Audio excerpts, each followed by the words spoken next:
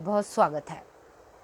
नमस्कार, मैं हूं एस्ट्रोलॉजर कृष्णा शर्मा। आप सबका स्वागत करते हुए बताना चाहेंगे, साथ ही नवरात्रि की हार्दिक शुभकामना भी देंगे और आपको बताएंगे कि यदि आपकी पूजा आराधना करने में कोई गलती हो जाती है, जैसे कि आपके वहाँ नारियल खराब निकल जाता है, जब आप अष्टमी और नवमी वाले दिन कलश स्थापना जो आपने की है वहाँ से जब हटाते हैं न, और जो नारियल माँ को आपने चढ़ाया, भेंट दिया है, आप उसको देखते हैं तो वो खराब निकलता है। आपका दिल थोड़ा सा उदास हो जाता है, ऐसा लगता है माँ भगवती ने हमारी पूजा आराधना स्वीकार नहीं की। तो ऐसे में उस नारियल का आपको क्या करना चाहिए, और आपको उदास बिल्कुल नहीं होना चाहिए, क्योंकि उदास होने से कोई फ़ायदा नहीं, क्योंकि माँ भगवती ने उसका पॉजिटिव रिजल्ट ये सोचिए, क्या पता आपके घर में कोई ऐसी कह सकते हैं कि अशुद्धि हुई हो, या फिर कोई ऐसी चीज़ आपके घर में आई हो जिसको माँ के जो नारियल है जो आपने रखा है, भेंट जो रखी है माँ को, आप वो एकदम पकड़ लेती है। और इसके अलावा ये है कि उस नारियल के अंदर जो नकारात्मक शक्ति आ जाती है वो नारियल को अंदर से सड़ा देती है, ख़राब कर देती है, या पानी उसका ख़त्म हो जाता है। अब ऐसे में आप परेशान हो जाते हो, आपको लगता है हमारे माँ ने पूजा स्वीकार नहीं की। आपको ये सोचना चाहिए, अच्छा सोचिए, ये सोचिए क्या पता बहुत बड़ी बला हमारे ऊपर से टल गई। माँ भगवती ने सारी वो बला जो है इस नारियल के ऊपर ले ली है। आप उस नारियल को उठाइएगा और उसके बाद कहीं पर भी हवन चल रहा हो जहाँ माता भगवती का, वहाँ जाकर उस हवन में उस नारियल की आहुति दे दीजिएगा।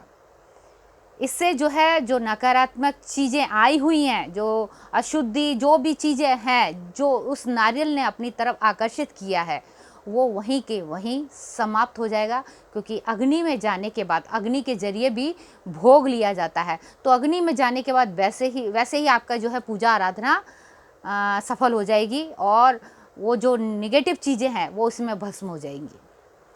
तो आप इससे निराश मत होइएगा। दूसरी चीज़ ये होती है कि आपने माँ की जो खेतरी लगाई है, तो खेतरी क्या होता है कि आपने बीज तो दी मगर अच्छे से फली नहीं है, दिखाई नहीं दे रहे। ऐसा लगता है कि कहीं कभी कभी कोई जो कहीं कोई चूहे वगैरह होते हैं वो ख़राब कर देते हैं, या फिर ऐसा होता है कि आपने जहाँ की जो रज, जिससे कहते हैं रज कहते हैं, जहाँ से आप मिट्टी उठा के लेके आओ जिसमें आपने वो बीज रोपण किया है, उस जगह में कुछ खराबी होगी। उसमें या तो आपने गंगा जल के छिट्टे नहीं मारे होंगे, या कुछ तो ऐसी चीज़ होगी, या फिर वही चीज़ कि आपके घर में कोई ऐसा शुद्ध व्यक्ति आके एक निगाह डाल दे या देख ले, या फिर कह लीजिए कि सूतक वगैरह भी किसी के वहाँ चल रहा हो, तो ऐसा भी व्यक्ति अगर चाहे वो कलश को देख ले, कलश का पानी सूख जाता है, नारियल का पानी सूख जाता है, और जो आपने खेतड़ी जो बीजी हुई है वो भी खेतड़ी भी जो है सूख जाती है, या निकलती ही नहीं है, या फंगस लग जाती है, तो आपको लगता है कि ये भी माँ ने हमारी पूजा स्वीकार नहीं की। अब ये मैं ये कहूँगी ज़्यादातर लोग घबरा जाते हैं, फिर आप जाके 10 उपाय पूछते हैं कि क्या है। आप उसका पॉजिटिव तो मैं यही कहूँगी, आप ये सोचो माँ भगवती आई आपके घर में, और आपकी घर की जो समस्याएं जो आने वाली हैं वो अपने ऊपर ले ली है माँ ने।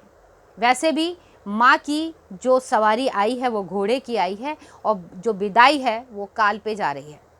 तो जाहिर सी बात है कोई ऐसी भयानक चीज़, कुछ ऐसी चीज़ जो है माँ भगवती यानी कि आपकी प्रॉब्लम अपने ऊपर लेके जा रही है। उस नारियल को हम कहते हैं भेंट, और नारियल इन सब चीज़ों को अपनी तरफ खींच लेता है। जो भी निगेटिविटी है वो उसको अपनी तरफ खींच लेता है।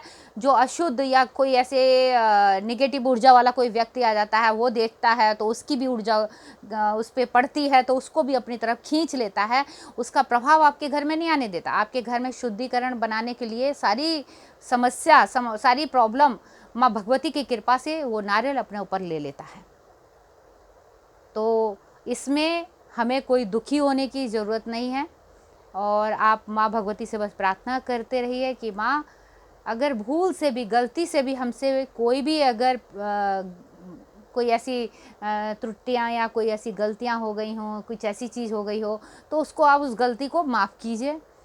और हम कोशिश करेंगे, बच्चे हैं, अब अगर इंसान है वैसे भी आप बच्चे हैं, और हम लोग से गलती नहीं होगी तो किससे होगी। और गलती हो गई है तो माँ का काम होता है अपने बच्चों को क्षमा करना। कई लोग कहते हैं नहीं माँ क्रोधित हो गई है, अब ऐसा होगा ऐसा होगा, ये सब चीज़ों में नहीं आना है, सब बेकार की बातें हैं। माँ कभी भी अपने बच्चों पे क्रोधित नहीं होती है। हाँ, उस समय के लिए थोड़ा सा जो है उनको लगता है, गुस्सा तो आता ही है, मगर जब आप अपने भाव और प्रेम और श्रद्धा के साथ में माँ भगवती को मनाओगे तो माँ भगवती मान जाती है।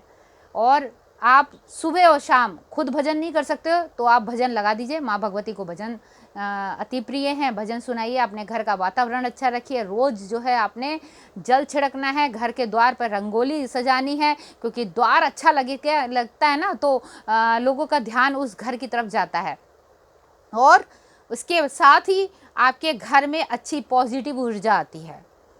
और द्वार अगर आपका ख़राब हुआ, द्वार में अगर कोई ऐसी गंदगी पड़ी रहती है या कुछ ऐसी चीज़ें हो, धुलाई नहीं होती है, चप्पल जूते इधर उधर बिखरे हुए हैं, तो उस घर में कभी भी माँ भगवती की कृपा नहीं होती है, ना भगवती उस घर में आती है और ना ही उस घर में महालक्ष्मी की कृपा होती है।